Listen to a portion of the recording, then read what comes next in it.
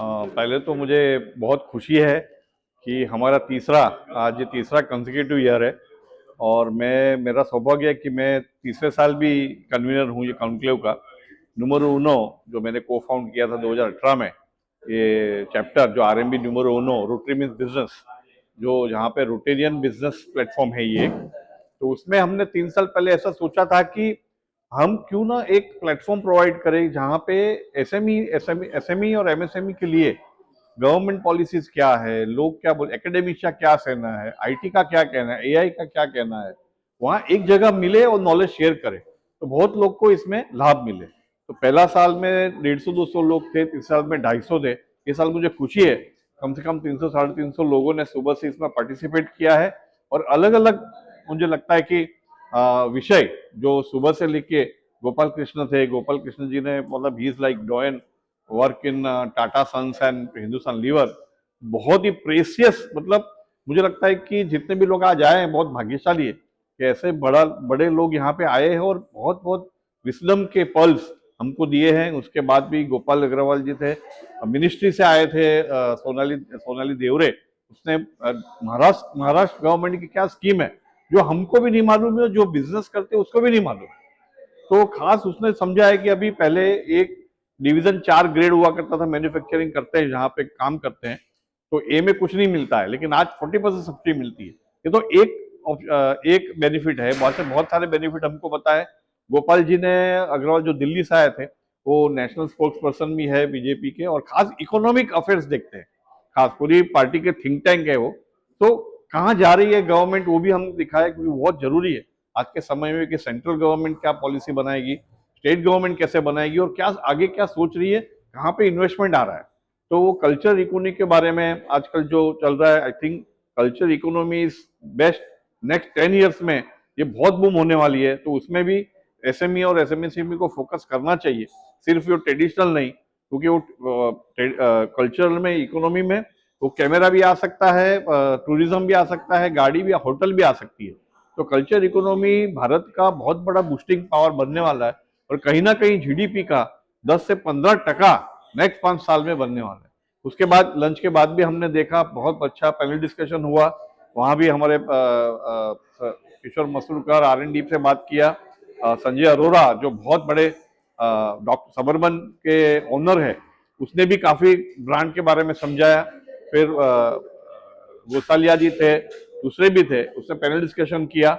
और उसके बाद में मोतीलाल ओसवाल से एमडी और सीईओ वेल्थ के आशीष शंकर भी आए थे, उसने भी बहुत अच्छा समझा है कि भाई how you grow your equity, how you increase your wealth. और उसके बाद में आपने देखा कि एआई जो आजकल टॉक ऑफ द टाउन है, और आपको सबको मालूम है कि 10 दिन पहले ही दिल्ली में AI Sumit, international AI Sumit हुई और सबको क्यूरियोसिटी है अपने एसएमई में कि इसको यूज कैसे करें।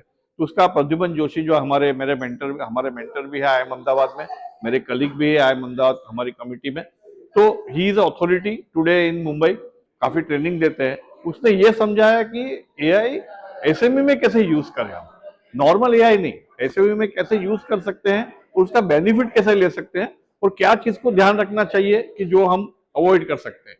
तो मुझे लगता है कि मुझे ऐसा लग रहा है कि तो लोग कहेंगे कैसा सक्सेस हुआ, लेकिन 6:30 बजे भी लोग है, ये खास मैं कहना चाहूंगा, क्योंकि 4 बजे के बाद सेमिनार में लोग होते नहीं है। 6:30 के बाद भी आज 150 लोग यहाँ खड़े, तो मुझे ऐसा लगता है, संतोष है कि जो हमने मेहनत की, मुझे लगता है ऐसे भी नुमेरो उनो भारत में कॉन्क्लेव में आज वो कहीं ना कहीं कुछ सक्सेस मिली है। लोग यहाँ पे कुछ ना कुछ लेके गए सुबह से लेके शाम तक।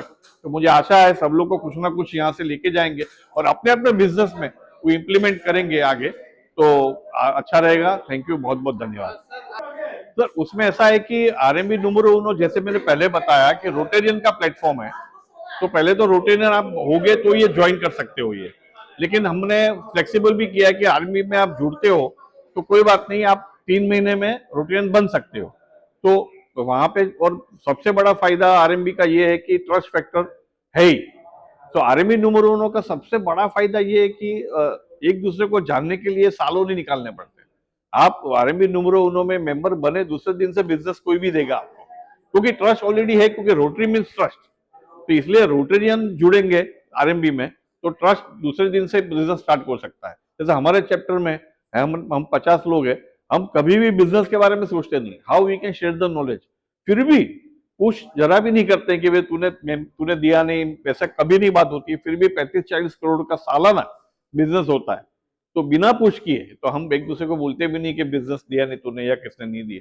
तो this is a good platform for business, क्योंकि mostly Rotarians are business people, या तो कोई बड़े लेवल पे वो सीईओ सीएक्सओ है। तो मुझे लगता है कि आरएमबी प्लेटफॉर्म भी बहुत अच्छा है, क्योंकि ट्रस्ट वर्दी है और अल्टीमेटली हम रोटरी के प्रिंसिपल पे काम करते हैं, दैट इज आरएमबी। और अभी तो रोटरी वेरीफाइड बिजनेस भी हम लोग सबको सर्टिफिकेट दिए हैं डिस्ट्रिक्ट ने कि रोटरी वेरीफाइड बिजनेस है, तो बहुत लोगों ने उसका लाभ लिया है। तो ये पूरे 2 महीने से जो मेहनत चल रही थी, मुझे ऐसा लग रहा है कि उसका कहीं ना कहीं फलश्रुति आज हमको मिली है।